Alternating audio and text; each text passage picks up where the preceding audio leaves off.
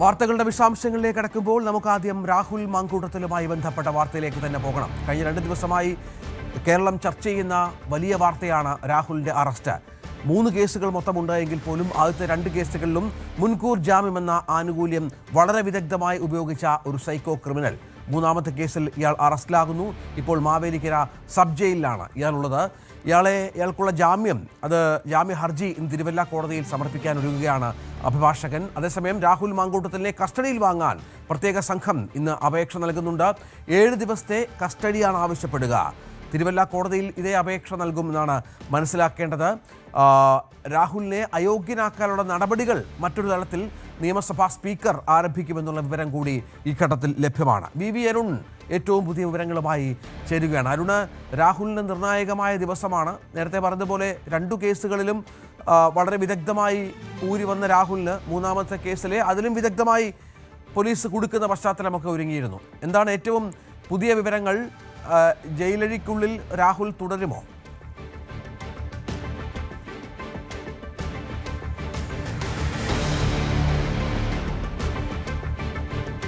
അരുണിലേക്ക് വരണം.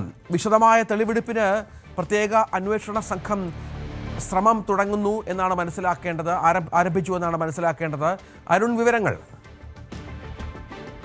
രാഹുൽ മാങ്കൂട്ടത്തിലെ അന്വേഷണത്തിൽ വളരെ നിർണായകമായ നീക്കങ്ങൾ ഇന്ന് അന്വേഷണത്തിന്റെ ഭാഗത്ത് ഉണ്ടാകും. രാഹുലിന്റെ ജാമ്യാപേക്ഷ അടുത്ത ദിവസം മാത്രമേ കോടതിയിൽ എത്താൻ സാധ്യതയുള്ളൂ. ഇന്ന് കസ്റ്റഡി അപേക്ഷ പോലീസ് നൽകുന്നുണ്ട്. കസ്റ്റഡിയിൽ വാങ്ങി ചോദ്യം ചെയ്യണം എന്ന് തന്നെയാണ് പോലീസിന്റെ പ്രധാനപ്പെട്ട ആവശ്യം. കാരണം നിരവധി തെളിവുകൾ ലഭിക്കേണ്ടതുണ്ട്. 2 മൊബൈൽ ഫോണുകൾ രാഹുലിനുള്ളതായാണ് അന്വേഷണ സംഘത്തിന് വിവരം ലഭിച്ചിട്ടുള്ളത്. അതിൽ ഒന്ന് ഐഫോൺ ആ ഘട്ടത്തിൽ തന്നെ പോലീസിന് ലഭിച്ചിരുന്നു. രാഹുലിനെ KPM ഹോട്ടലിൽ നിന്ന് അറസ്റ്റ് ചെയ്യുമ്പോൾ കസ്റ്റഡി എടുക്കുമ്പോൾ തന്നെ രാഹുലിന്റെ ഐഫോൺ പോലീസിന് ലഭിച്ചിരുന്നു. എന്നാൽ മറ്റേ ഒരു ഫോൺ കൂടി രാഹുലിനുണ്ട്, അത് ലഭിച്ചിട്ടില്ല. ഈ ഫോണിന്റെ ലോക്ക് മാറ്റി നൽകാനും രാഹുൽ മാങ്കൂട്ടത്തിൽ തയ്യാറായില്ല എന്നാണ് അന്വേഷണ സംഘം പറയുന്നത്. അതുകൊണ്ട് തന്നെ വിശദമായ തെളിവെടുപ്പും ചോദ്യം ചെയ്യലും ഒക്കെ വേണ്ടിവരും. ലാപ്ടോപ്പും രാഹുലിൽ നിന്ന് പിടിച്ചെടുത്തിട്ടുണ്ട്. ഈ നേരത്തെ പെൺകുട്ടി തെളിവായി ഹാജരാക്കിയിട്ടുള്ള ചാറ്റ് അടക്കമുണ്ട്. അത്തരം കാര്യങ്ങളിലെ ആധികാരികത ഉറപ്പാക്കണമെങ്കിൽ രാഹുലിനെതിരെയുള്ള കൃത്യമായ തെളിവുകൾ കൂടി ശേഖരിക്കേണ്ടതുണ്ട്. അതിനുള്ള നീക്കമാകും അന്വേഷണ സംഘം നടത്തുക. ഇതിൽ മാത്രമല്ല, സ്വാഭാവികമായും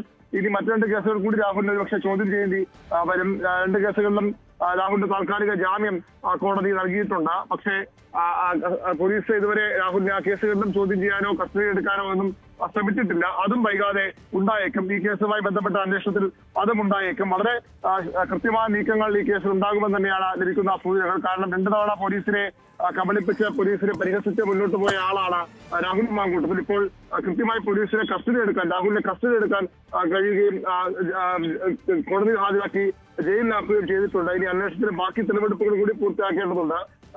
രാഹുൽ നിരവധി കാര്യങ്ങൾ ചോദിച്ചറിയേണ്ടതുണ്ട്. പതിവ് പോലെ മറ്റു 2 കേസുകളിലും സമാനമായി ഇപ്പോഴും രാഷ്ട്രീയ നീക്കമാണ്, ഗൂഢാലോചനയാണ്. വിവാഹിതയായ ആദ്യ കേസിൽ പറഞ്ഞതുപോലെ തന്നെ വിവാഹിതയായ സ്ത്രീ എന്ന് അറിയില്ലായിരുന്നു. പിന്നീട് വിവാഹിതയെന്ന് അറിഞ്ഞപ്പോൾ ബന്ധത്തിൽ നിന്ന് പിന്മാറാൻ ശ്രമിച്ചു തുടങ്ങിയ ആരോപണങ്ങളാകും രാഹുൽ ജാമ്യാപേക്ഷയിലും കഴിഞ്ഞ ദിവസം ഉന്നയിച്ചത്. അതുകൊണ്ട് തന്നെ അത്തരം കാര്യങ്ങൾക്ക് അപ്പുറത്തേക്ക് വിവാഹിതയെന്ന് അറിഞ്ഞുകൊണ്ട് തന്നെ ബന്ധപ്പെട്ടുവെന്നും അതിനുശേഷം തന്നെ ചതിക്കാൻ ശ്രമിക്കുമ്പോഴാണ് ഇയാൾ പിന്മാറുകയാണ് എന്ന വിവരം ലഭിച്ചതെന്നും ഒക്കെ അടക്കമുള്ള കാര്യങ്ങളാകാം ഒരുപക്ഷെ മുന്നോട്ട് വയ്ക്കുക. വളരെ കൃത്യമായ തെളിവുകൾ ഇതുമായി ബന്ധപ്പെട്ടുണ്ട്. കൂടുതൽ വാർത്തകൾക്ക് News 18 Keralam YouTube channel subscribe ചെയ്യുക.